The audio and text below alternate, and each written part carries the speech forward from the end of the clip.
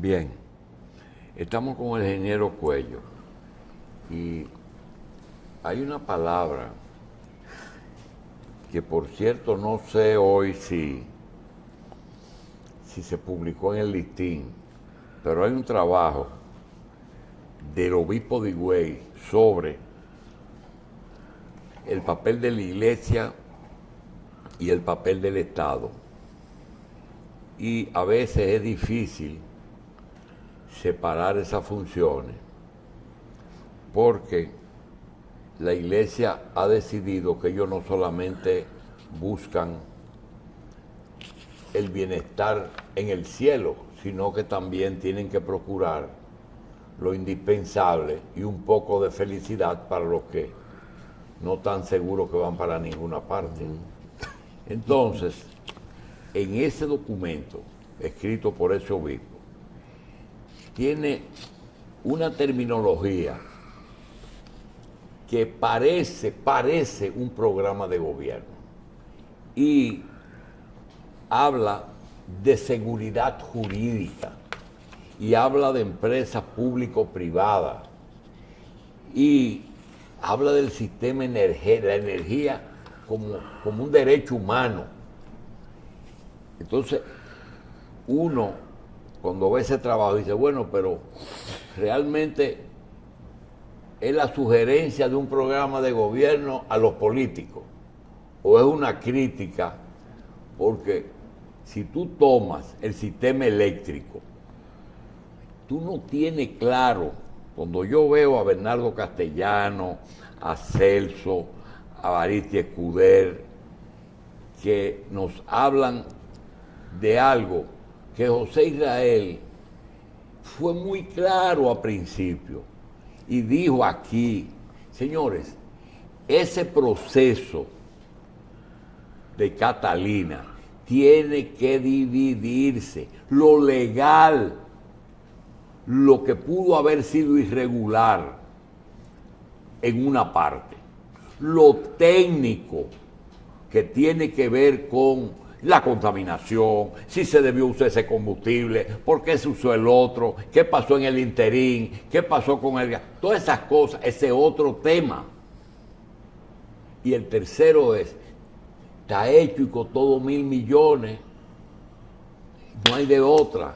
Entonces, esa posición prevalece hoy todavía, pero uno no sabe si originalmente había un compromiso para entregarle eso a los, déjame hacerlo y después te lo entrego porque tú eres el dueño de la tierra. Después, no me gusta el precio. Después, el financiamiento que fue lo que obligó a otorgársele a una empresa brasileña, resulta que la empresa cae en una crisis. Realmente, seguridad jurídica en el sistema eléctrico ha prevalecido o no se ha tomado en cuenta. No hay ninguna seguridad jurídica en el sistema eléctrico. No hay en el sistema eléctrico. No existe en ningún nivel. En ningún nivel. Ni la tiene el consumidor que se somete a las arbitrariedades de empresas de distribución absolutamente irresponsables y tarifan sobre la base de usted vive en un barrio de rico, usted tiene que pagar 20.000 pesos en luz, porque ahí se paga 20.000 pesos en luz, aunque sean tres viejos que no consumen. Cosas de ese tipo. Eso es en la planta baja. Y en la planta alta, lo de Montecristi en estos días. Después de 2 años de la licitación y de comenzar a ejecutar las obras, se modifican los contratos y se acoge como parte integral de los contratos reformados lo que se le puso como objeción al que se separó de la licitación. Eran 3 y 2 contratos.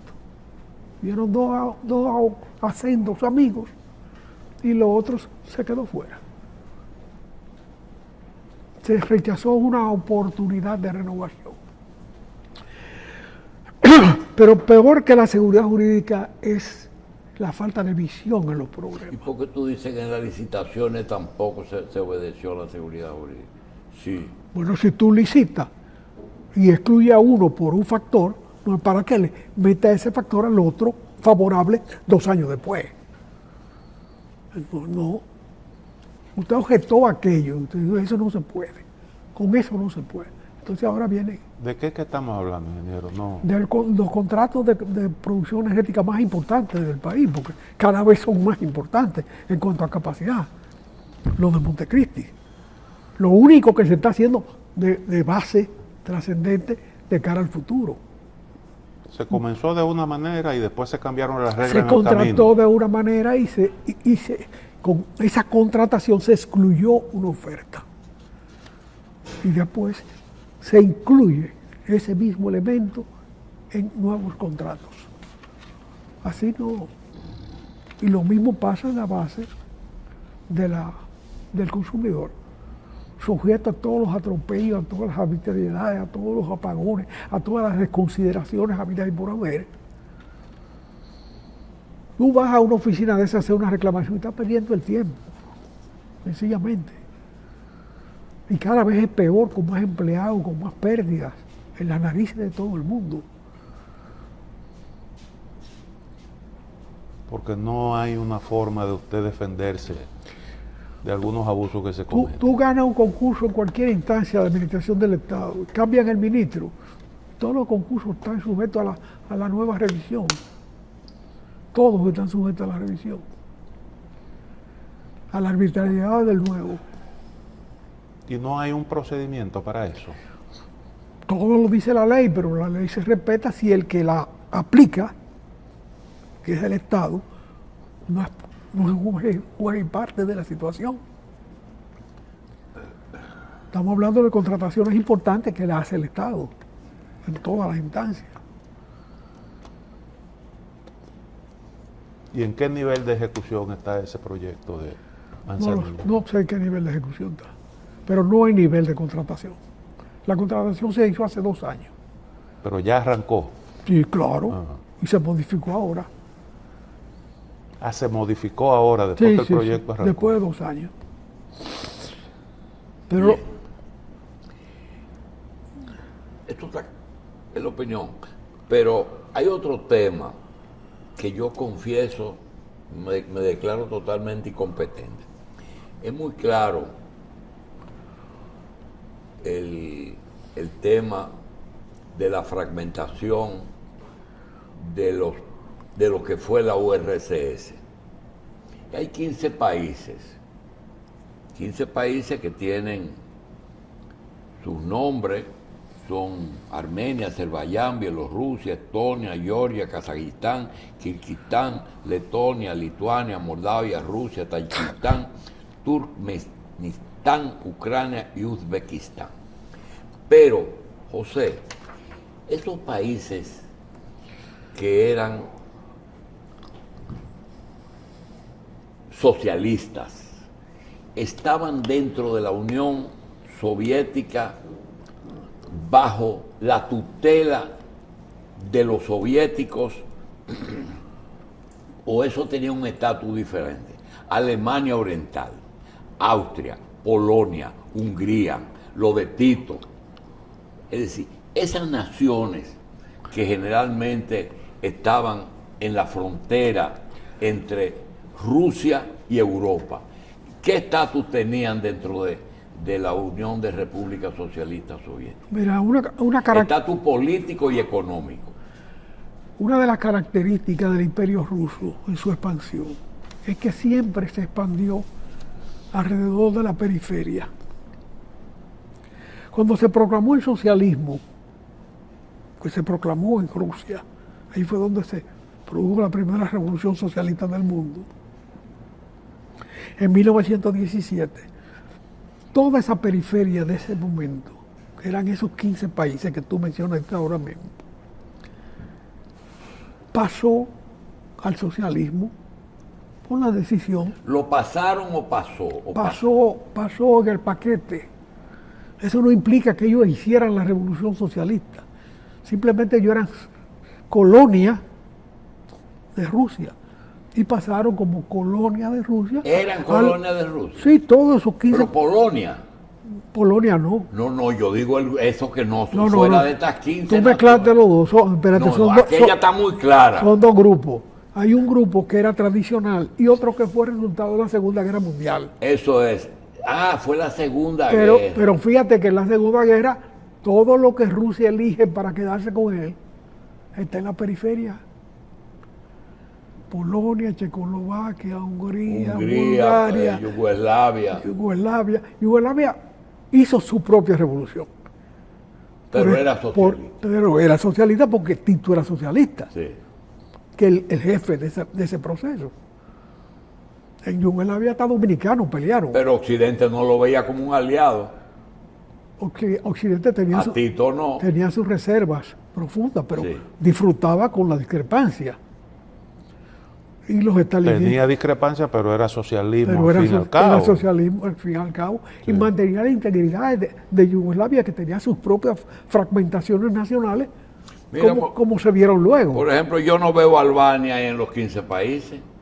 No, que nunca fue parte ¿Eh? Albania nunca fue parte de los 15. Eso es lo que yo me encuentro raro. Albania, Yugoslavia, Checoslovaquia, Hungría, Polonia, Austria. Es que esos fueron No, procesos Austria no distintos. tuvo sometida al poder soviético. No. No. Austria fue parte de la Alemania en Sí, guerra. exacto. Sí, Yo pensaba que cuando... Lo que pasa es que esos países de Europa del Este pasaron a ser influenciados por la Unión Soviética después de la Segunda Guerra Mundial. Después de la Segunda Guerra Mundial hubo una repartición del mundo parecida a la que se hizo después de la Primera. Sí, pero No, ¿con qué autoridad Rusia ocupa Hungría? Inclusive hay episodios que lo vivimos nosotros y los recuerdo, que aplastaron a los húngaros. ¿Qué poder tenía Rusia? En el 56, Hungría trató de separarse de ese poder, de separarse del poder soviético, porque se separa porque pertenecía. porque pertenecía. Pertenece. Al área de influencia, no a la URSS, Pero sino a la tanto zona de como influencia para de Rusia. impedir que se separe por la fuerza. Oh, sí, porque Pero eso pasó en Polonia, pero eso eso pasó en Polonia en el 53, Sí, también. en Hungría en el con 56, Checoslovaquia en Checoslovaquia en el el 60 y 61, que ahora murió un 68, escritor, 68, ¿verdad? Sí. Que ahora murió un escritor precisamente que una de sus principales obras fue escrita justamente inspirada en ese proceso que se vivió ahí. Sí, Milán Kundera. Exactamente. Murió de 98 años. Ahora, eso fue una repartición que se hizo del mundo. Estados Unidos en ese mismo proceso quedó también, pasó a influenciar otra parte de Europa. Lo único que Estados Unidos manejó de una manera distinta a eso. Y Estados Unidos no se ha ido de ahí. Pero Porque ellos tenían, mira, en Alemania hubo permanente presencia de Estados Unidos. Y todavía están militar. ahí. Y todavía están. Y si tú vas a Grecia, en el mismo aeropuerto, tú ves que hay dos aeropuertos, hay un aeropuerto militar, hay una base ahí. Entonces, hay una base en Guantánamo, el territorio cubano, que los americanos la tienen para el desperdicio de gente que no lo pueden juzgar porque no tienen acusaciones que hacerle, pero que hay que tenerlo preso. Trabajan ahí.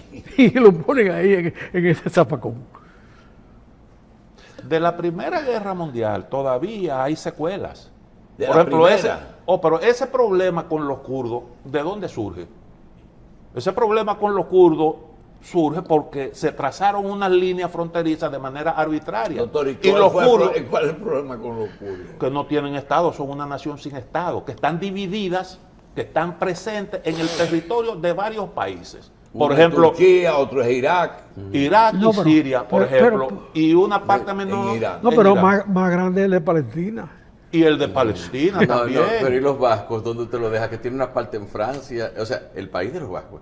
Parte en Francia y parte en España, eso también. Bueno, eso pasa en toda Europa. Sí. Pero hay una cosa, la fragmentación ocurrió ahora cuando Pero el resultado... cae eso, Ajá. los países recuperan su propia identidad.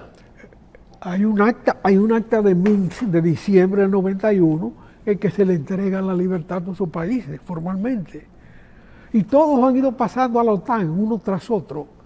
O sea, quien se ha fortalecido de Pero los asiáticos también. Sí, hombre, sí, todos. Hay varios de Ahora, ellos. hay en la una OTAN. pregunta, ingeniero. Sí, ahorita tienen la OTAN. Una pregunta. La creación de la Unión Soviética, Sí. en comparación con la realidad de esos pueblos, que como usted dice, aunque no de manera formal, pero tenían el estatus de colonia, era peor que una colonia. Peor que una Porque yo he citado varias veces era- la frase de Lenin, que él decía que Rusia era la cárcel de los pueblos. Ahora, se crean repúblicas reconociendo el derecho a la autodeterminación de esos pueblos que fueron incorporados a un Estado federado y ellos tenían su administración, se les reconoció el derecho a utilizar su propio idioma, se promovió su cultura y ellos tenían su propio gobierno Hasta y su gobernaba. propia constitución y Y sus también propias leyes. gobernaron en Rusia. Ah, bueno, ahí yo iba. ¿Eso significó un paso de avance? Sí, claro. Porque yo leí un trabajo de un ucraniano, profesor de Harvard, recientemente, donde él pondera eso como algo positivo, porque Ucrania se visibilizó con la creación de la URSS. Sí, sí, eso es indiscutible. Fueron 70 años de desarrollo y de crecimiento soviético, manejado por los soviéticos, por el mundo soviético, que en definitiva, hoy la conclusión es que no fue más que la vía rusa de la construcción de la sociedad industrial, Exactamente. visto en términos macros. Y la propia Rusia incluso hizo sacrificios económicos, porque muchas de esas zonas eran no. altamente En el- subdesarrolladas. En el momento de la disolución de ese imperio, esas naciones le costaban más a Rusia que lo que le producían. Sí, es así. Y ellos lo soltaron en banda, esa es la realidad. Ahí no hubo enfrentamiento. Simplemente en el acta de Minsk se les dijo, ustedes hagan lo que les da la gana. Ahora, cuando comenzaron a hacer lo que les da la gana, fueron mirando hacia la OTAN y creando una irritación que Putin ha tratado de manejar ahora con una reversión del asunto. Ahí hay una pregunta que hacerle, ingeniero. ¿Fueron virando ellos hacia la OTAN o la OTAN quiso atraérselo? No, lo coqueteó. Pero los otros 6, los que fueron resultados de la Segunda Guerra Mundial, se pasaron a la OTAN y Rusia le pestañó, porque sabía que esa negociación era imposible. Incluso Berlín Oriental, No, ellos se retiraron de ahí voluntariamente. se retiraron de ahí. solo tiros. Es más, el mismo Putin que está dirigiendo ahora eso, era el jefe de la KGB en Berlín Oriental, Sí, sí, con uno de los jefes. sí. Y cogió para Petrogrado a hacer política. Y se encontró como político y tuvo éxito. Tiene 20 años gobernando. Pero hoy ellos están muy debilitados. Ahora, ese mismo Yeltsin, que fue el que promovió, el mayor promotor de esa desintegración, porque mediante ese mecanismo él logró dejar sin empleo a Gorbachev, que quería perfeccionar el socialismo.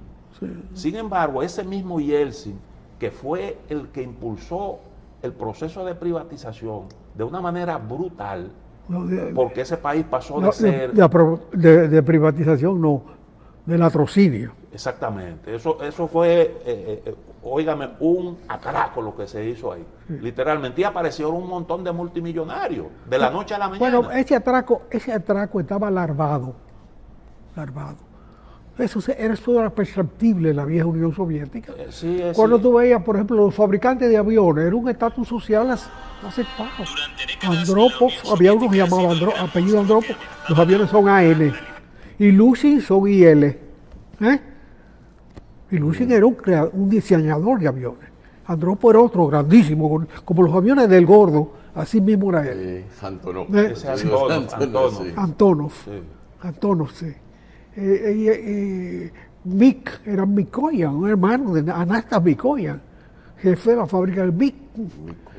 Eran estamentos Oigan, sociales, una cierta plutocracia que se había ido generando por el desarrollo tortuoso de la sociedad industrial en la Rusia soviética. Pero en aquel entonces no había eso que vemos hoy, megamillonarios. Gente que anda... No, ese desorden de después. Sí. Se hizo sobre todo con la Unión de Juventudes Socialistas y parte de la KGB, que se apoderaron del país. La pregunta es, ¿por qué Yeltsin, que fue el hombre que contribuyó a que todo eso se desgranara, finalmente terminó promoviendo a Putin y reivindicando derechos de Rusia sobre todas esas antiguas zonas de influencia? Yeltsin era un desequilibrado mental. Yeltsin era un borracho en el ejercicio del poder. Y él le cede el poder después de firmar el acta de Minsk. El acta de Minsk la firman solo 3 países, solo 3. Rusia como tal, Bielorrusia y Ucrania, a nombre del resto. Hagan lo que se pueda cada uno. Naturalmente, los que tenían petróleo rápidamente capitalizaron eso en su beneficio. Porque hay países petroleros de padre y madre. Lo de Minsk se hizo mediante un acuerdo, yo creo que eso fue un tratamiento especial que hubo ahí, por el hecho de que, acuérdense, en Ucrania habían armas nucleares y eso fue un tremendo lío. ¿Quién se queda con eso? Y los rusos reclamaron que eso había que devolvérselo. Y hubo una intensa negociación, incluso hubo en aquel momento... ¿Y las plantas nucleares cómo se devuelven? No, yo me refiero a armas nucleares, porque eso es uso pacífico de energía nuclear. Y entonces Estados Unidos incluso intervino a favor de Rusia en esa coyuntura. Sí, porque se le daba más seguridad. Claro, porque eso de armas dispersas en todo... Sí, pero ahora ellos tienen una gaveta que es la OTAN, donde ponen todos esos residuos. ¿Tú has visto una gaveta donde tú tienes una goma de borrar, 2 bolígrafos que ya no escriben, una caja de clic? Bueno, así van poniendo ellos en la OTAN cada país de eso. Y algunos que nunca habían pensado pasar a la OTAN, como Finlandia, ya están en la OTAN. Como Suecia. Suecia, que acaba de Suecia, empezar que acaba de pasar el curso. Y a Ucrania dice, termina tu guerra y después hablamos. Porque no es bueno mezclar la guerra con el poderío de la OTAN, pero evidentemente la OTAN cosecha, es evidente. ¿Eso de la expansión de la OTAN tiene alguna explicación lógica? No, ¿qué te digo yo? Es una expresión geopolítica de el nuevo equilibrio de poderes.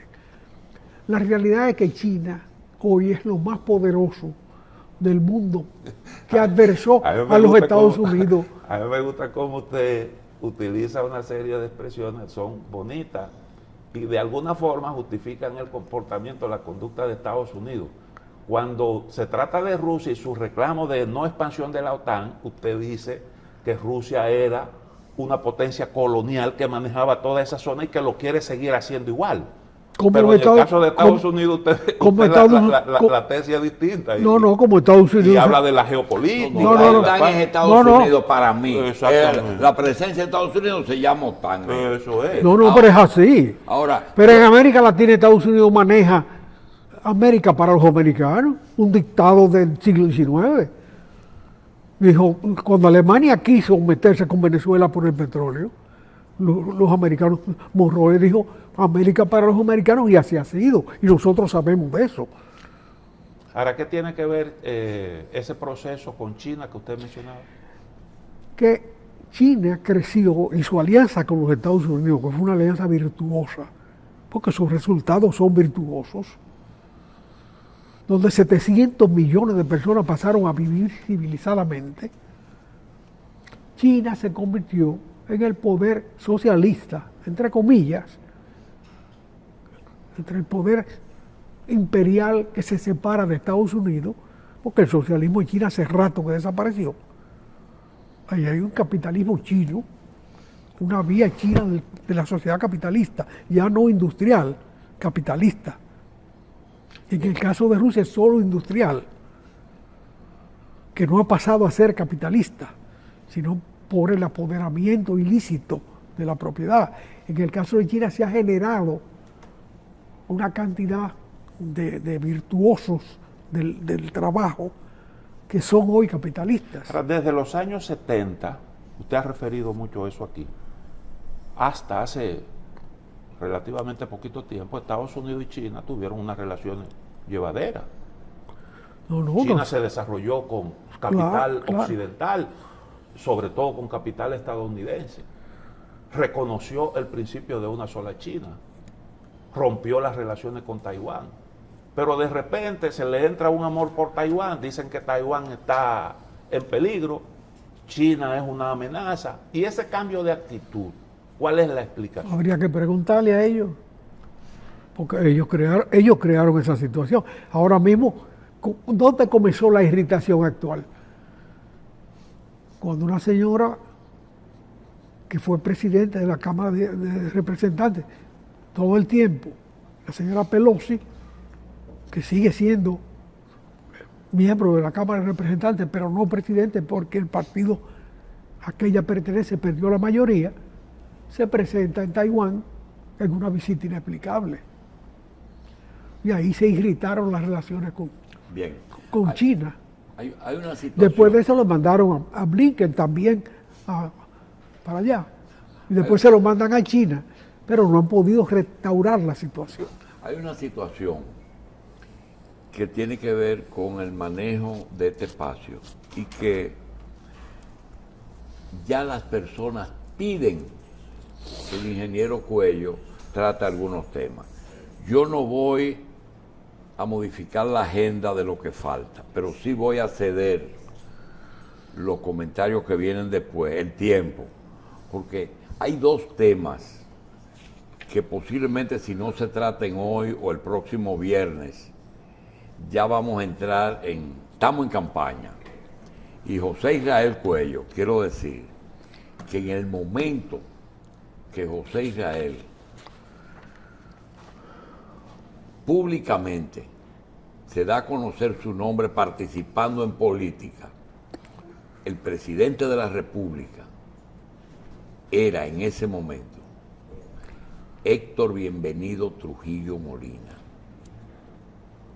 Y el vicepresidente era Balaguer. Es decir, si tú tomas esa fecha, 56, 57, 58, son 40, 45 y 20, son 65 años de presencia, con algo que no nos luce,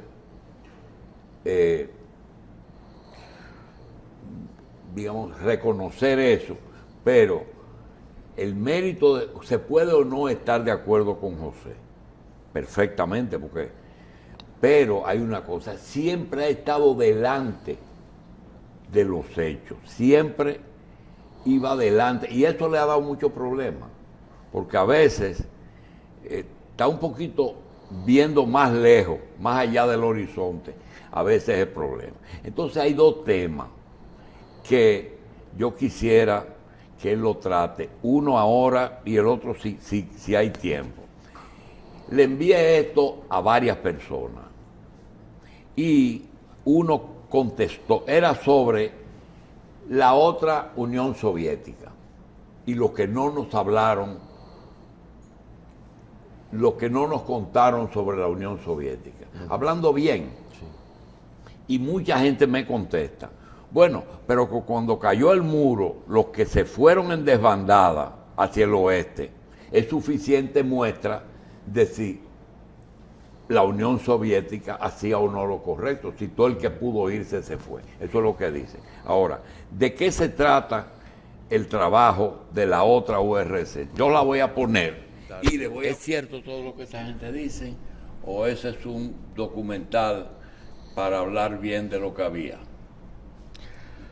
Mira, es una relación histórica válida que puede entenderse, pero lo único que nos explica por qué se desmoronó desde dentro. Nadie ha podido achacarle a eso a los americanos. Eso se cayó por sí mismo. Nadie lo empujó. ¿Eso no lo provocaron? Eso se murió por sí mismo. O sea, la conclusión de ese proceso sale del mismo. Tan simple como eso. Nadie lo empujó. Los propios americanos se sorprendieron de que eso pasara. Un Y buen- eso no lo planificaron cuando dice que el grupo de Reagan, la mujer de Inglaterra, la Thatcher y hasta el mismo Juan Pablo II conformaron lo que provocó realmente eso, Hombre, con el mismo Gorbachev. Eso es muy ingenuo. ¿No es así? Eso es muy ingenuo. Eso se produjo adentro mismo. Dentro de eso. Una implosión entonces, de Bueno, una crisis. ahora tiene ese nombre. ¿no? Le ponen distintos nombres, pero realmente eso se murió desde dentro. Como se murió el maoísmo desde dentro. Y están mejor ahora, ¿eh? Aunque hubo... O sea, Deng Xiaoping, Deng Xiaoping no fue un infiltrado de los americanos en China. Surgió desde dentro. Ahí se cuenta algo, siempre que se habla a favor o en contra hay exageraciones. Yo creo que hay muchas verdades en lo que se dice ahí, hay otras cosas que son exageración. Por ejemplo, yo creo que los recursos se distribuían mejor porque había una salud que era eficiente, sobre todo preventiva, y eso no me lo contó nadie porque eso yo lo viví. Sí, pero Cuando yo llegué a Moscú, yo tuve 3 días en cuarentena y nunca en mi vida había pasado por las manos de tantos especialistas en distintas ramas de la medicina como en ese momento. ¿Por qué? Porque primero había que saber cuál era tu condición de salud, porque Sí. la medicina era fundamentalmente Sí, Cristino, pero te preventiva. voy a interrumpir. Muy bien. Ahora, fue un proceso específico para unos estudiantes becados que llegaban de un país latino y da un ejemplo. No, O espérate, o eso ocurría en 15 países. Esa era la forma de manejar la salud en 15 países. Déjeme ponerle otro ejemplo. Cada 6 meses, las fábricas, los centros de enseñanza, y yo le puedo decir por la universidad donde yo estudié, usted tenía que pasar por donde los distintos especialistas para un chequeo. Y era obligatorio el ejercicio físico, obligatorio. Y eso se promovía en todas partes, como parte de un programa para prevenir enfermedades. Bueno, eso funcionaba yo creo que bien y era totalmente gratuito, lo mismo que la educación.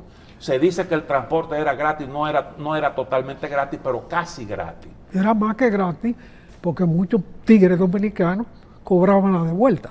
¿Cobraban? La de vuelta en la guagua. No, porque En la no guagua, había de espérate, vuelta. no, Había de vuelta. espérate. Yo me monté muchas veces en guagua. En el metro era distinto. En el metro se pagaba una entrada y tú entrabas. Te pagaban Sí. ¿Y lo otro? una ventanilla. En los vehículos, de las guaguas, para decirlo en dominicano, tú entrabas y pagabas. Ahora, si había de vuelta, tú cobrabas la de vuelta al siguiente que venía. ¿Y qué tenía que ver con los dominicanos? Y los dominicanos introdujeron yo eché 100 ahí y dame la de vuelta. No había echado nada. Porque ahí se pagaban, eran 2 centavos, 2 copes. Sí, bueno. Eso era lo que costaba. Y lo- usted lo depositaba en una especie de urna, cogía un tiquecito, eso era voluntario, usted pagaba si quería. Ajá. Sí, usted pagaba si quería. Lo único que usted podía, en algún momento, encontrarse con un individuo responsable de verificar si los pasajeros habían pagado o no. Que era una manera de decirle, mire, esto hay alguna manera de supervisar que si usted pagó o no pagó. Bueno, lo que yo quiero decir es que sí había muchas cosas positivas. El socialismo tuvo sus virtudes. Y un ejemplo de eso es Pero llegó a un nivel, el avance. a un nivel de desarrollo que no funcionaba. No, pero muy bien, pero ahí se dice algo. Eran sociedades muy atrasadas. Cuando triunfó el socialismo, habían pueblos ahí que estaban prácticamente en la Edad Media. Bueno, y de esa situación Pero- pasaron a liderar los avances científicos en un Y montón de competir con áreas. Estados Unidos. Y competir con Sí, Estados pero Unidos. Lo que yo quiero, perdón, José, mira, lo que yo quiero saber es lo siguiente. Si ese régimen se desplomó, como tú dices, eso surgió ahí adentro, muy bien, porque no le dieron seguimiento al pensamiento original del socialismo, o porque el régimen se corrompió? Ese es lo que Ambas penas a la vez. Sí. Pero tanto la China de Mao como la Rusia de Stalin y sus sucesores se desmoronaron desde dentro y se transformaron desde dentro. En China fue menos traumático, pero había sido traumática la Gran Marcha Adelante, la Revolución Cultural, y todos esos procesos sumamente traumáticos. Rusia está viviendo el trauma de hoy. Y lo que se vive en Rusia y lo que se vive en China es un híbrido. O tal, un cambio Mira, total. el problema es que la idea del socialismo no fructificó en el momento adecuado, donde los que propugnaron por ese sistema fueron desconocidos en un principio fundamental que está en el Manifiesto Comunista. Nunca será viable esa transformación mientras el mundo no haya dado la evolución correspondiente para ese parto. Eso está en el manifiesto, esa idea está en el manifiesto. Y además Carlos Marx decía claramente que el socialismo era el producto del desarrollo de la fuerza productiva. De la fuerza productiva, exactamente. Ese es el problema, es ahí donde está la debilidad, que hace que todo ese mundo colapse un buen día, con consecuencias catastróficas para la humanidad, indiscutiblemente. Y hubo otros problemas, como el caso de la corrupción que usted mencionaba, y las contradicciones en la lucha por el poder. Eso jugó un papel, yo creo que determinante en todo ese proceso. Pero esa corrupción existía antes, y los privilegios existían antes. Sí, pero además de eso hay otro factor también que influyó ahí, y es el aislamiento del mercado, donde estaba lo más avanzado de la tecnología en aquel entonces. Recuerde que inmediatamente triunfó después de la Segunda Guerra Mundial se elevó la cortina de hierro, o se bajó la cortina de hierro. Y eso tuvo, eso, ¿por qué se desarrolló China? ¿Por qué se desarrolló China? Porque le permitieron, en una coyuntura determinada, la inserción en el mercado. No fue que le regalaron nada. Se le permitió un contacto con el mercado y eso ayudó a China. En el caso de la Unión Soviética fue lo contrario, siempre se mantuvo esa cortina de hierro ahí, que significó un gran impedimento. Sí. No digo que lo explique todo, pero fue un factor. Sí, pero Lo que pasa es que una cortina tiene dos lados, de un lado de hierro y del otro de algodón. La cortina de, de hierro fue Permíteme. El tema es, ¿qué pasó? Que mientras estaban en el Sputnik, la industria normal estaba muy atrasada. Solamente la pesada había avanzado. Pues ese abismo entre aquello y esto, ¿qué pasó ahí? Bueno, el desarrollo desigual que genera la necesidad del enfrentamiento. Pero donde se están dando por el espacio, se supone que los otros problemas están resueltos. No. Ahí hubo un problema en la fuerza del mercado. Mira, espérate. Perdón. Antes del socialismo, Rusia tenía un científico que hablaba de la conquista del universo. Eso está documentado. Cuando los zares. Un sabio, los sabios han existido en todas partes. El que descubre la medicina para la malaria es un cubano. Alejandro Fremi. O sea, el sabio existe al margen de las situaciones porque es un talentoso, porque es un trabajador. Pero indiscutiblemente, ingeniero, los avances en esas áreas no eran iguales en la Rusia zarista que en la Unión Soviética. Yo digo los avances no, pero si tú tienes la posibilidad de dotar de recursos a una tendencia, tú lo dotas. Pero lo que yo quería decirle es, ¿por qué si hubo avances importantes, eso no se pudo generalizar? ¿Y por qué no se le sacó el beneficio que eso en cualquier sociedad podía dejar?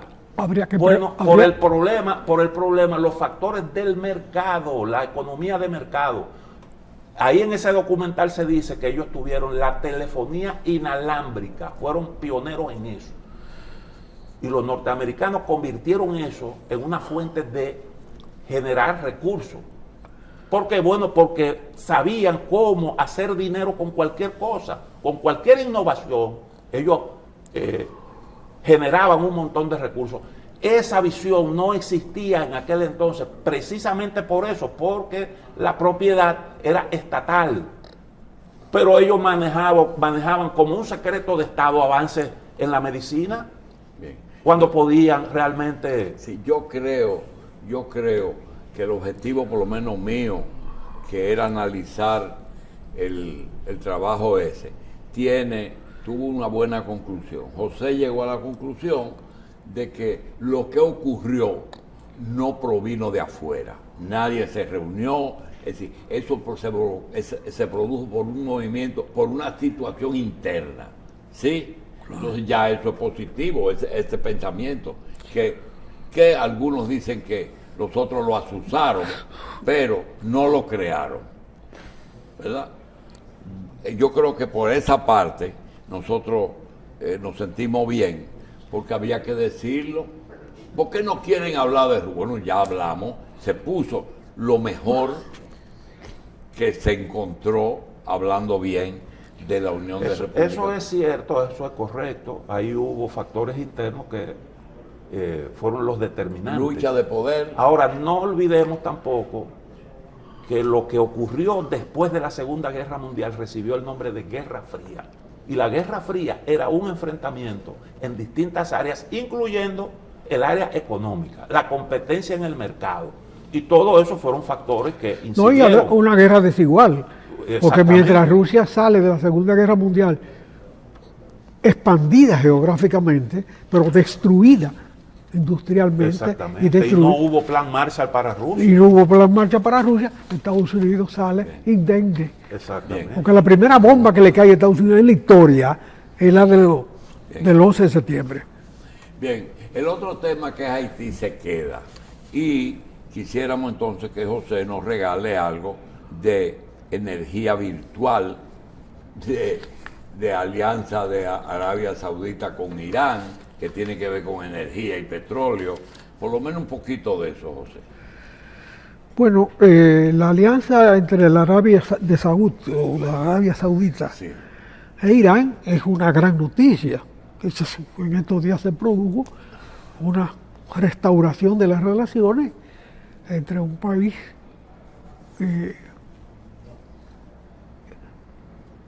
vamos a decir teocrático, como es Irán hoy, manejado por monjes, y un país monárquico manejado por la dinastía de los Saud, Arabia Saudita. De repente se juntan. Y uno de los columnistas más talentosos que tiene el país, y además diario, Gustavo III Bolmar, yo digo porque su papá era Gustavo II, supongo que él será el tercero, y que realmente escribe de manera notable y enjundiosa diariamente en Diario Libre, destacó los peligros que hay para nosotros en esa alianza. El peligro, la sombra de una nueva OPEP que maneje los precios del petróleo. Nosotros no hemos sido víctimas de la OPEP, ciertamente, porque hubo un venezolano llamado Chávez que se le ocurrió hacer pobre a Venezuela, entre otras cosas, regalándole el petróleo a sus amigos, particularmente a Cuba, y llegó hasta la locura de comprar una distribuidora de derivados de petróleo en los Estados Unidos, que estaba en quiebra, para ayudar a los pobres norteamericanos en el consumo de su petróleo, para vender más barato. Ante esos disparates fueron las cosas que contribuyeron a hacer pobre a un país rico. Y nosotros nos beneficiamos de eso, por eso no podemos ver los efectos que la OPEP ha tenido en el comercio mundial, vulnerando la libertad de comercio, de precios y de oferta y demanda y de mercado, que es el santo sanctorum del mundo capitalista. Bien. Esta alianza es altamente peligrosa para nosotros, pero hay una salida. Hay la oportunidad de salir del petróleo. Y en los mismos momentos en que se está haciendo esa alianza, nosotros tenemos una nota sobre la energía renovable en Australia y las inversiones de Musk, de Elon Musk, en Australia misma para una independencia energética.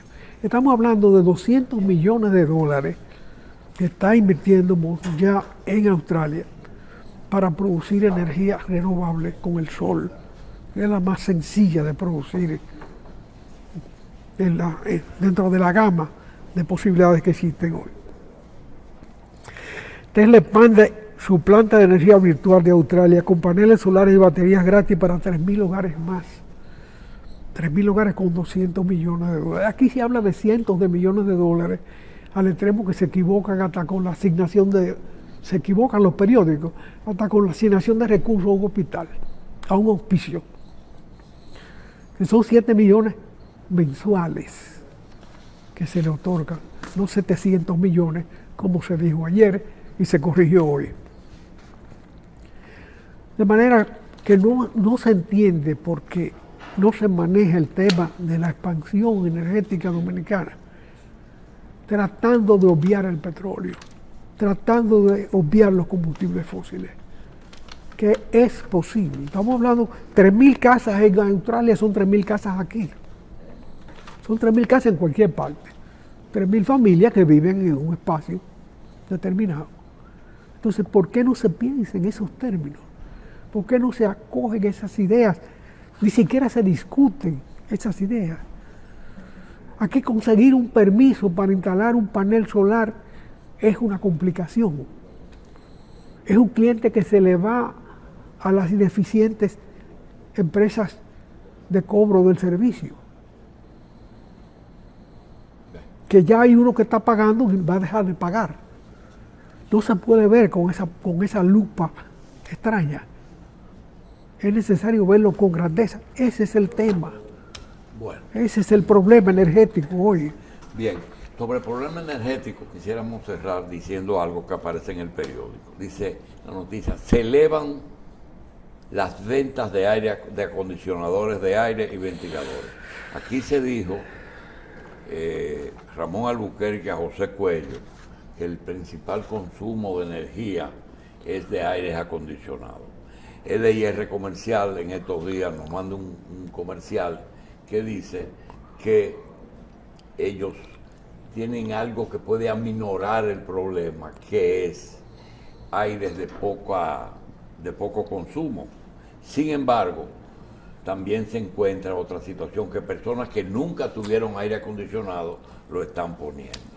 Así es que energía sigue siendo ya un derecho humano, yo creo, ¿verdad?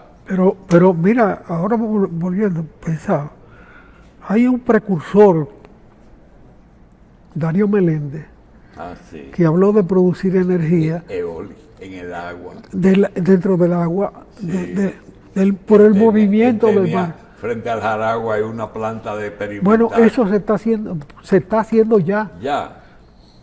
Ese proceso, metiendo un generador de Aprovechando la corriente marina. aprovechando las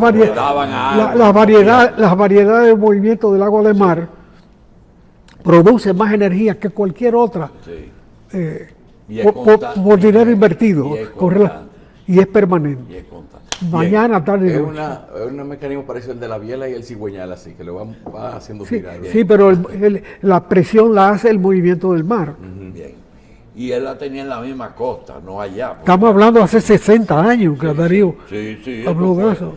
Eso fue en los años 70 que él tenía eso ahí. Sí, 50, 60 Sí, años. yo hace me eso. recuerdo perfectamente. Bien, vamos a una pausa.